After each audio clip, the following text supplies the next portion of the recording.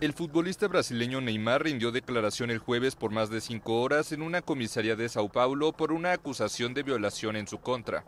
El delantero, quien llegó en muletas por una lesión en el tobillo derecho, se declara inocente y dice que se trató de una relación consensual. Sé que estoy muy tranquilo. Estoy muy tranquilo, la verdad aparece tarde o temprano. El único deseo que tengo ahora es que este caso acabe lo más rápido posible. Que ese caso acabe lo más rápido posible. Obrigado, Neymar fue acusado por Nayila Trindade Méndez de Souza de haberla violado en un hotel de París el 15 de mayo. A su llegada a la comisaría, sus seguidores le mostraron su apoyo. Que se haga justicia, Neymar es inocente, se debe cumplir la palabra de Dios.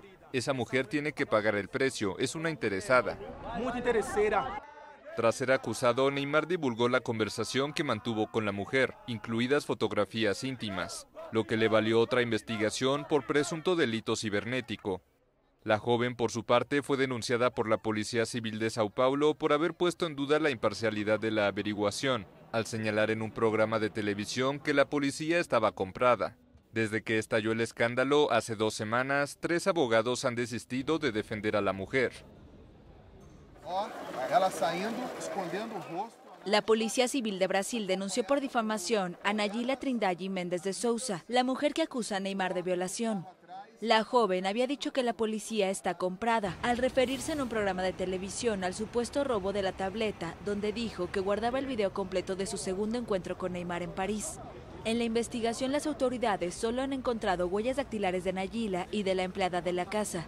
La Policía Civil, a cargo de las investigaciones, interpuso la denuncia y emitió un comunicado defendiendo su absoluta transparencia, neutralidad e imparcialidad.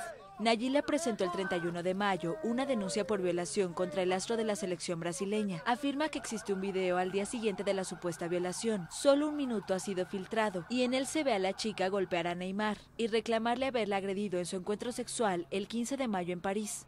Según ella, en el resto del video están las pruebas de su acusación, en la que asegura que el astro del fútbol la forzó a tener sexo en su primera cita, pese a que le pidió que parara tras saber que no traía preservativo.